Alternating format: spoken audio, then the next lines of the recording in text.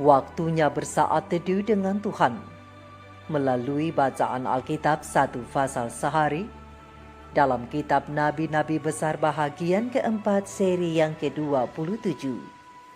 Kitab Yehezkiel pasal 27, nubuatan-nubuatan melawan bangsa-bangsa dengan perikop, nyanyian ratapan mengenai Tirus. Mari baca Alkitab, mari dengar Alkitab, dan mari lakukan apa yang Allah firmankan di dalam Alkitab. Maka iman dan pengharapanmu tidaklah sia-sia. Tuhan Yesus Allah Putra, Alfa dan Omega memberkati, dan Allah Roh Kudus akan menuntun untuk memahami. Salam kasih dan doa dari Rumah Produksi Endang, Silitonga Tanjung, Bible Audio Ministry. Mari memulainya dengan doa dalam hati.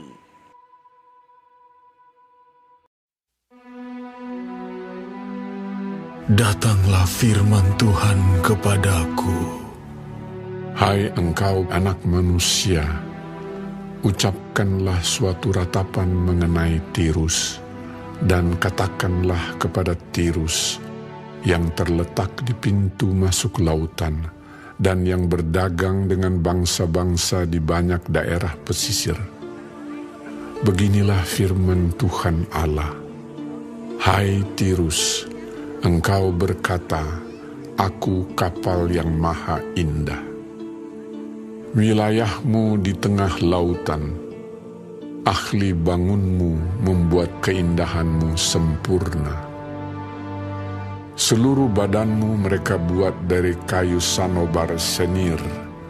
Mereka mengambil aras Libanon membuat bagimu tiang layar. Pohon tarbantin dari Basan dipakai untuk dayungmu. Geladakmu mereka buat dari tulang gading, ditatahkan di cemara dari pantai Kitim. Layarmu diperbuat dari lenan halus yang berwarna-warni dari tanah Mesir. Itulah tandamu. Dan tendamu diperbuat dari kain ungu tua dan kain ungu muda dari pantai Elisa. Orang Sidon dan Arwad menjadi pendayungmu. Tukang-tukangmu, hai Tirus, berada padamu, mereka menjadi pelaut-pelautmu. Tua-tua Gebal dengan ahli-ahlinya berada padamu, hendak memperbaiki kerusakan-kerusakanmu. Segala kapal laut beserta anak kapalnya berlabuh padamu, hendak menukarkan barang dagangannya. Orang Persia, Lut, dan Put yang menjadi prajuritmu ada dalam ketentaraanmu. Perisai dan ketopong digantungkan padamu. Mereka menambah semarakmu. Orang Arwad dan tentaranya memanjat di atas tembok-tembokmu sekeliling, dan orang Gamat di atas menara-menaramu. Mereka menggantungkan perisai-perisainya pada tembok-tembokmu sekeliling. Mereka membuat keindahanmu sempurna. Tarsis berdagang dengan engkau dalam segala macam harta yang banyak. Mereka menukarkan perak, besi, timah putih, dan timah hitam ganti barang-barangmu. Yawan, Tubal, dan Mesek berdagang dengan engkau. Mereka menukarkan budak-budak, barang-barang tembaga, ganti barang-barang daganganmu. Dari Bet Togarma, mereka menukarkan kuda kereta, kuda tunggang, dan bagal ganti barang-barangmu.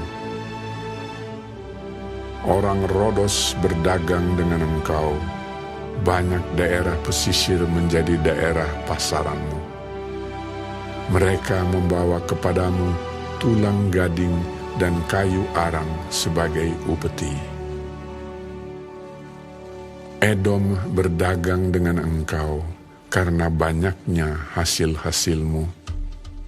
Mereka menukarkan permata batu darah, kain ungu muda, pakaian berwarna-warna, kain lenan halus, karang dan batu delima, ganti barang-barangmu. Yuda dan tanah Israel berdagang dengan engkau. Mereka menukarkan gandum dari Minit, mur, madu, minyak dan balsam, ganti barang-barang daganganmu. Damsyik berdagang dengan engkau karena banyaknya hasil-hasilmu, karena segala macam barangmu yang banyak. Anggur dari Helbon, bulu domba dari Sakhar, dan anggur ditukarkan mereka ganti barang-barangmu.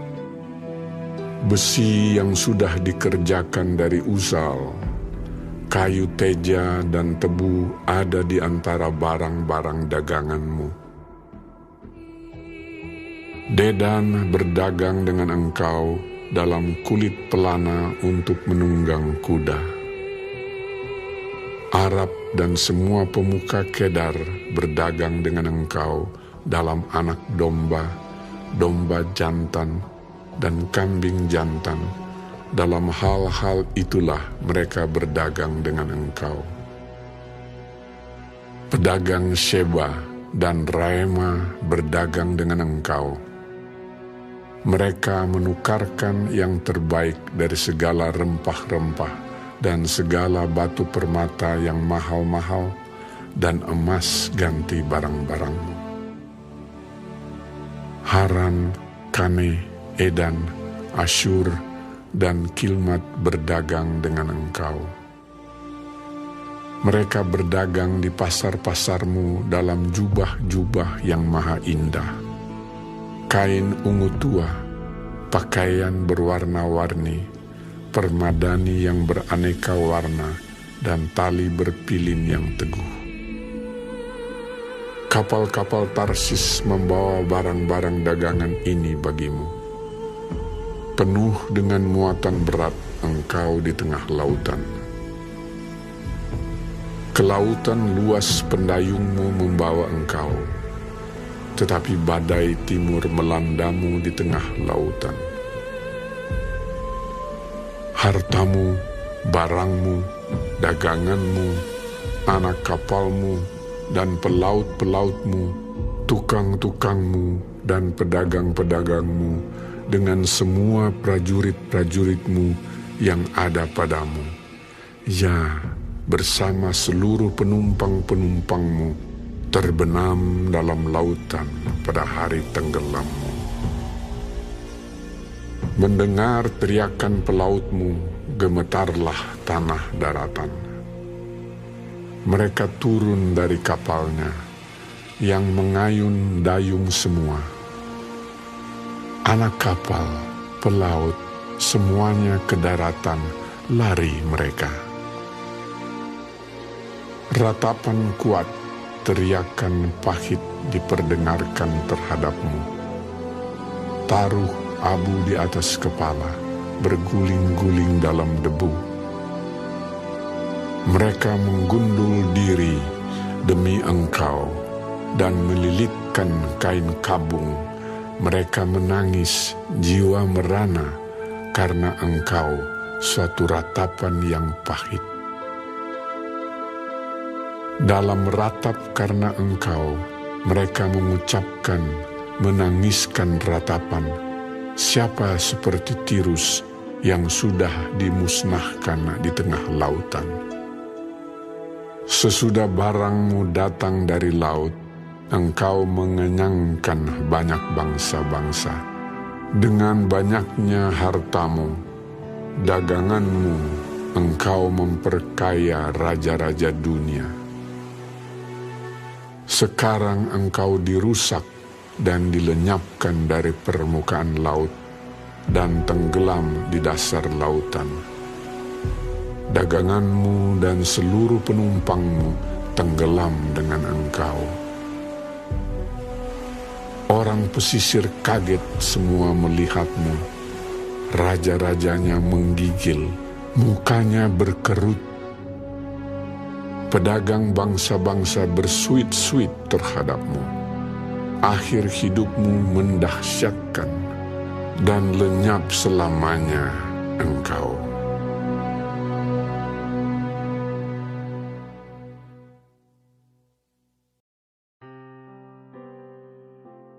Kita telah menyelesaikan bacaan Alkitab satu pasal sehari dalam kitab Yehezkiel pasal yang ke-27.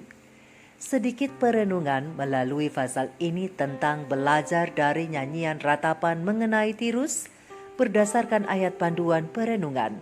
Terang besar Alkitab Yehezkiel 27 ayat 2 dan ayat yang ke-30 dengan bunyi nas. Hai engkau anak manusia, ucapkanlah suatu ratapan mengenai Tirus. Ratapan kuat, teriakan pahit diperdengarkan terhadapmu. Taruh abu di atas kepala, berguling-guling dalam debu.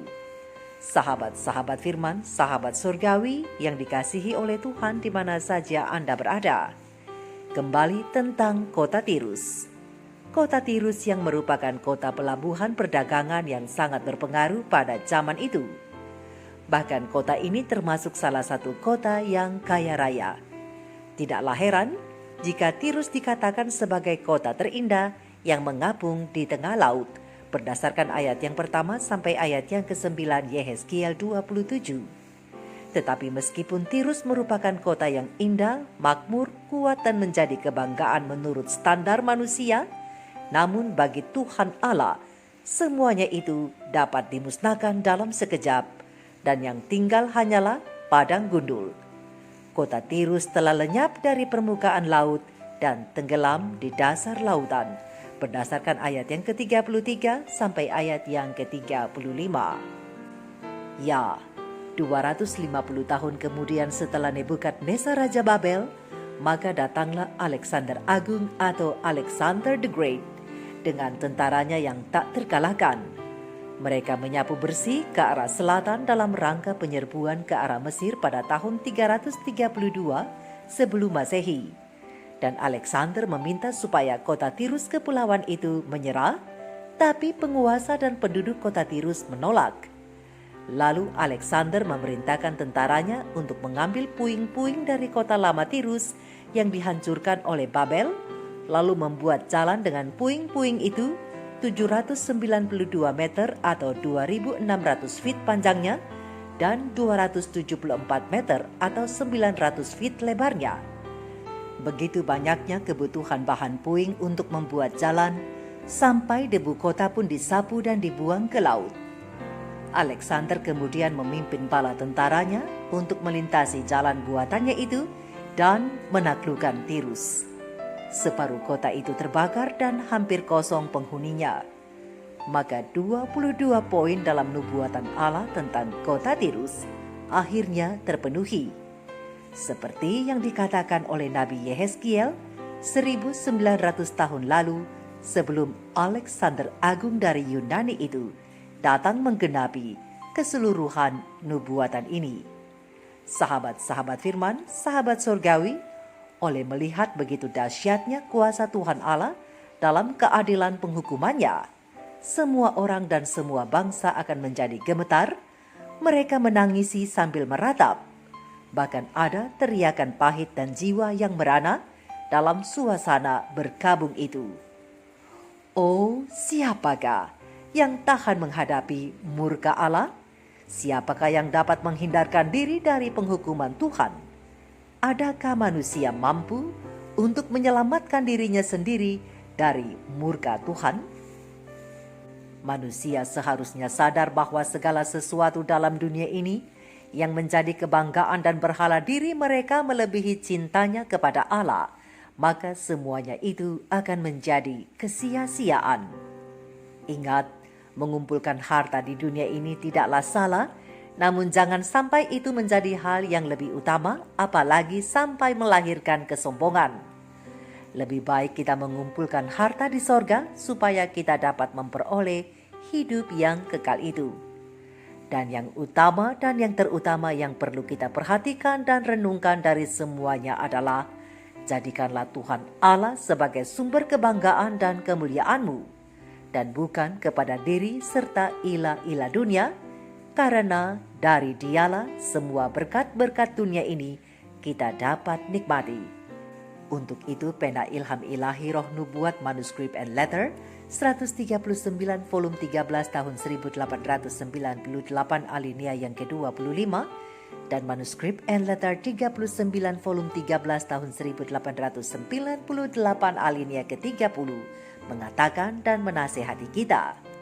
Tuhanlah yang memberi manusia kekuatan untuk mendapatkan kekayaan, dan Ia telah menetapkan bahwa kemampuan ini harus dianggap bukan sebagai sarana untuk memuaskan diri sendiri, namun sebagai sarana untuk mengembalikannya kepada Tuhan Sang Pemberi itu. Alkitab tidak pernah mengutuk seseorang untuk menjadi kaya, namun cinta uang itulah yang menjadi akar segala kejahatan. Kekayaan akan menjadi berkat besar bagi pemiliknya jika ia menyadari bahwa itu bukan miliknya, tetapi milik Tuhan untuk diterimanya dengan rasa syukur, dan dengan rasa syukur juga dikembalikan kepada pemberinya. Sahabat-sahabat firman, sahabat-sahabat surgawi, sahabat-sahabatku, semua kesombongan dan kebanggaan diri dapat dicegah dengan mengingat pada Sang Pemberi yang agung itu. Untuk itu, bila kita melangkah dalam kerendahan hati dalam setiap yang kita kerjakan, pena ilham ilahi melanjutkan, maka kita akan semakin dimuliakan di hadapan Tuhan, dan kembalinya Yesus Kristus ke dunia ini pun tidak akan lama tertunda. Oleh sebab itu, mari sahabat-sahabatku, kita belajar dan mengambil hikmah dari kesombongan Tirus supaya kelak bila tiba hari penghakiman Tuhan itu, tiada tangisan dan ratapan dan kata-kata yang terucap, siapa seperti Tirus yang sudah dimusnahkan di tengah lautan, berdasarkan Yehezkiel 27 ayat 32. Mari kita renungkan ini bersama. Tuhan Yesus memberkati. Maranatha. Shalom.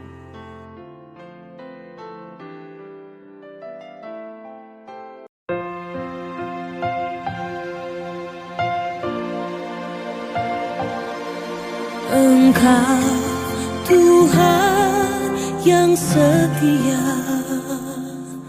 waktumu selalu yang terbaik. Engkau Tuhan sandaranku, dan ku hanya kan berharap padamu. Satu-satunya yang ku andalkan, satu-satunya yang ku percaya. Engkau sumber kekuatan, sumber pengharapan, sumber kedamaian. Satu-satunya yang ku andalkan, satu-satunya yang ku percaya. Engkau Tuhan memberkati, Tuhan penyembuhku, Tuhan pemulihku.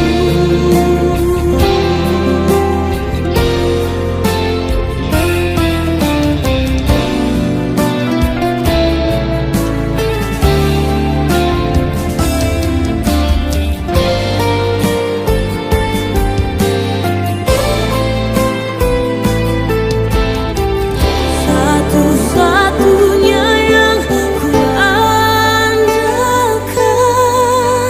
satu-satunya yang ku percaya. Satu-satunya Kau yang setia, satu-satunya Kaulah Tuhanku. Satu-satunya